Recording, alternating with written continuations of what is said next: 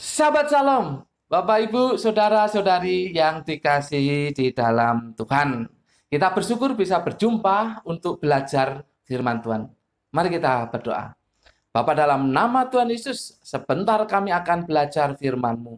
Dan biarlah Roh Kudus yang menolong kami, sehingga kami sanggup memahami kebenaran firman-Mu. Ya Bapa, dalam nama Tuhan Yesus, kami berdoa. Amin. Bapak Ibu, saudara-saudari yang dikasihi dalam Tuhan, hari ini Sabtu 26 Desember 2020, kita akan belajar dari Lukas pasal 2 ayat yang ke-14. Lukas pasal yang kedua ayat yang ke-14. Judulnya adalah Untuk apakah Natal itu? Untuk apakah Natal itu? Bapak Ibu, saudara-saudari yang dikasihi dalam Tuhan, Lukas pasal 2 ayat 14 ini merupakan pujian dari malaikat dan bala tentara surga. Perhatikan ayat 13 dulu. Dan tiba-tiba tampaklah bersama-sama dengan malaikat itu sejumlah besar bala tentara surga yang memuji Allah, katanya. Namun, pernahkah kita berpikir bahwa dalam pujian malaikat dan bala tentara surga itu terkandung tujuan Natal? Terkandung tujuan Natal. Ada dua tujuan Natal yang jelas terlihat di dalam pujian malaikat dan bala tentara surga ini. Yang pertama, Natal adalah untuk kemuliaan Allah. Natal adalah untuk kemuliaan Allah. Perhatikan ayat 14a. Kemuliaan bagi Allah di tempat yang maha tinggi. Kemuliaan bagi Allah di tempat yang maha tinggi. Di situ disebutkan jelas sekali kemuliaan bagi Allah. Kemuliaan bagi Allah. Jadi Natal itu dirancang untuk kemuliaan Allah. Rencana penebusan Allah akan terwujud melalui Natal. Jadi jelas sekali ya, kemuliaan bagi Allah. Disebutkan di mana Allah itu berada, yaitu di tempat yang maha tinggi. Di tempat yang maha tinggi. Dalam bahasa Yunani itu hupsistos. Ini tidak perlu ditafsirkan macam-macam. Yang namanya di tempat maha tinggi ya surga, begitu ya. Tidak perlu ditafsirkan macam-macam. Perhatikan, karena Natal adalah untuk kemuliaan Allah, maka tidak ada tujuan yang spesifik untuk Yesus Kristus. Maka tidak ada tujuan yang spesifik untuk atau dari Yesus Kristus. Artinya apa? Yesus Kristus rela bukan untuk dirinya Natal itu. Bukan untuk dirinya. Ini luar biasa Bapak Ibu. Luar biasa. Jadi Natal dirancang untuk kemuliaan Allah. Jadi rencana penebusan Allah itu terjadi karena Natal. Jadi tidak ada tujuan spesifik untuk atau dari Yesus Kristus. Ini luar biasa. Yesus rela bukan untuk dirinya. Luar biasa. Sekalipun manusia menghargai dan menghormati, bahkan memuji dan menyembah Yesus. Oleh karena dia adalah firman yang menjadi manusia, yang layak untuk disembah, dipuji oleh manusia. Tetapi kedatangannya, yaitu Natal, bukan untuk dirinya, tetapi untuk kemuliaan Allah. Itu tujuan yang pertama. Tujuan yang kedua, Natal adalah untuk damai sejahtera di bumi. Natal untuk damai sejahtera di bumi. Perhatikan ayat 14b. Dan damai sejahtera di bumi di antara manusia yang berkenan kepadanya. Jelas sekali di sana dikatakan dan damai sejahtera. Kata damai sejahtera dalam bahasa Yunani itu eirene. Dalam bahasa Ibrani kita sering mengucapkannya yaitu shalom. Ini bukan sekedar tidak ada pertengkaran, tidak ada peperangan, ya, tidak ada perselisihan, bukan hanya sekedar itu. Tapi ini merupakan keharmonisan. Keharmonisan. keharmonisan antara manusia dengan Allah dan antara manusia dengan manusia. Tapi di sini spesifik dikatakan adalah damai sejahtera di bumi. Di bumi. Dalam bahasa Yunani itu G. Kata G itu ya di sini fokusnya itu pada lokasi yang dihuni oleh manusia. Banyaklah pengertian kata G dalam bahasa Yunani. Tapi di sini jelas sekali fokusnya adalah pada lokasi yang dihuni oleh manusia. Bapak Ibu, kalau dikatakan damai sejahtera di bumi ini kan berlaku umum. Berlaku umum ya. Berlaku di semua wilayah atau lokasi yang dihuni oleh manusia.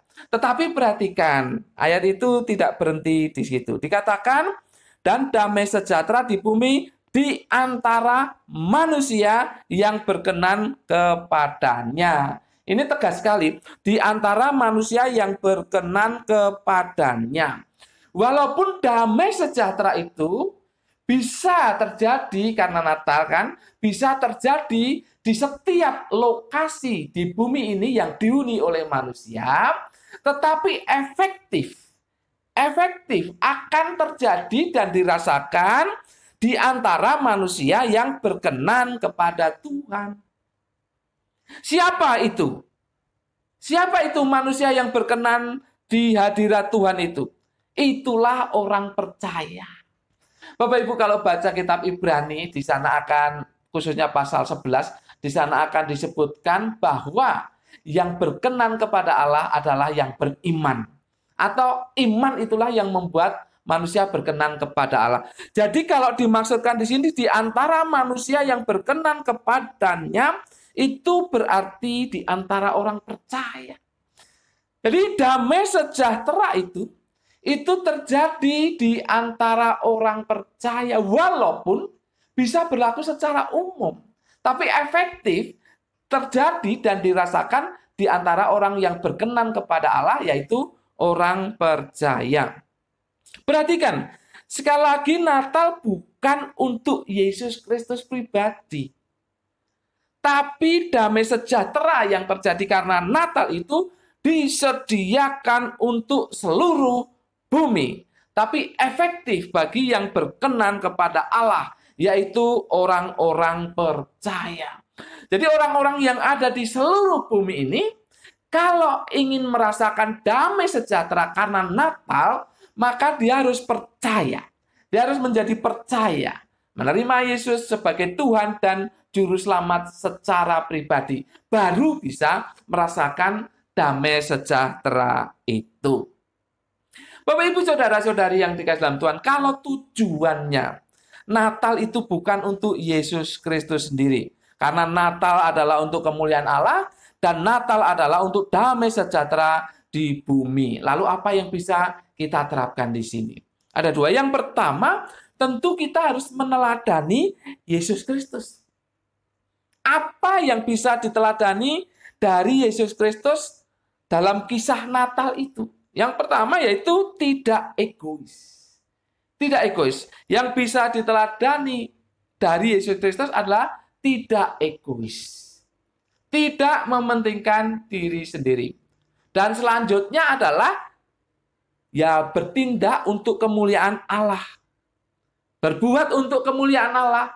Dan apa? Untuk damai sejahtera manusia. Itulah teladan yang diberikan oleh Yesus Kristus. Jadi apapun yang kita kerjakan sesungguhnya adalah harusnya untuk kemuliaan Allah. Apapun yang kita kerjakan. Entah kita melayani Tuhan secara full time, apalagi ya berkhotbah, WL, singer, main musik, atau apapun juga, itu untuk kemuliaan Allah. Dan itu untuk mendatangkan damai sejahtera bagi sesama. Oleh sebab itu, penting di sini. Kalau kita hendak meneladani Yesus Kristus yang tidak egois itu, berarti kita harus berusaha dengan pertolongan Roh Kudus untuk tidak jadi batu sandungan di dalam perkataan dan tingkah laku kita. Nah, kalau apa yang kita lakukan itu menjadi batu sandungan, kan tidak sesuai dengan keteladanan Yesus Kristus. Karena tidak mendatangkan damai sejahtera bagi orang lain. Itu yang pertama. Yang kedua, seharusnya kita sebagai orang percaya yang merasakan damai sejahtera yang sejati itu. Harusnya itu. Karena kita percaya kepada Tuhan, menerima Yesus Kristus sebagai Tuhan dan Juru Selamat kita secara pribadi, seharusnya ada damai di dalam diri kita, di dalam hati kita. Seharusnya ada damai sejahtera. Tetapi kalau sekarang terganggu, sehingga kita tidak merasakan damai itu, entah apa yang mengganggu. Tapi kemungkinan besar yang mengganggu ya dari diri kita sendiri. Entah perasaan sedih, duka, atau ya berbagai macam hal negatif. Itu yang mengganggu damai sejahtera itu bisa kita rasakan. Nah, kalau sekarang terganggu, maka yang sesungguhnya harus kita lakukan adalah hidup berkenan kepada Allah. Hidup berkenan kepada Allah. Karena orang yang hidup berkenan kepada Allah, itulah yang akan merasakan damai sejahtera yang sejati itu. Jadi sekali lagi, seharusnya kita orang percaya merasa damai sejahtera. Tetapi kalau sekarang terganggu oleh karena banyak perkara, banyak hal, maka seharusnya kita hidup berkenan kepada Allah. Yaitu apa? Hidup berdasarkan iman. Kita harus beriman, Allah memelihara kita. Kita harus beriman, Allah melindungi kita, menyertai kita. Kita harus beriman bahwa langkah-langkah ke depan kita dituntun oleh Allah. Kita harus berkenan, dan ketika kita hidup beriman seperti itu, maka damai sejahtera itu dengan sendirinya akan kita rasakan. Bapak, Ibu, Saudara-saudari yang dikasih dalam Tuhan, ini luar biasa sekali. Jadi Natal bukan untuk Yesus Kristus sendiri. Tidak ada motivasi Yesus Kristus untuk A, B, C, dan seterusnya. Tapi untuk kemuliaan Allah dan untuk damai sejahtera bagi orang percaya, efektifnya bagi orang percaya. Mari kita rasakan damai itu. Mari kita beriman sepenuhnya kepada Tuhan. Tetapi kalau terganggu, mari kita hidup berkenan dengan terus percaya akan pertolongan, perlindungan, pemeliharaan, dan penyertaannya dalam hidup kita. Sehingga kita tidak egois, kita diperkenan oleh Tuhan, tapi kita juga akan merasakan damai sejahtera sejati di dalam kehidupan yang penuh masalah ini. Amin. Mari kita berdoa. Bapa, dalam nama Tuhan Yesus, terima kasih kami sudah diberi pemahaman akan tujuan Natal. Biarlah kami dimampukan oleh Roh Kudus untuk melakukan firman Tuhan ini, yaitu untuk meneladani Yesus Kristus yang tidak egois, tetapi terus kami juga hidup berkenan di hadirat Allah, yaitu dengan hidup beriman. Sehingga damai sejahtera sejati itu akan terus ada dan melingkupi diri kami. Masalah apapun tidak akan bisa mengalahkan kami, karena kami memiliki damai sejahtera. Di dalam nama Tuhan Yesus, kami berdoa dan mengucap syukur. Semua yang percaya katakan, amin. Tuhan memberkati Bapak, Ibu, Saudara-saudari senantiasa.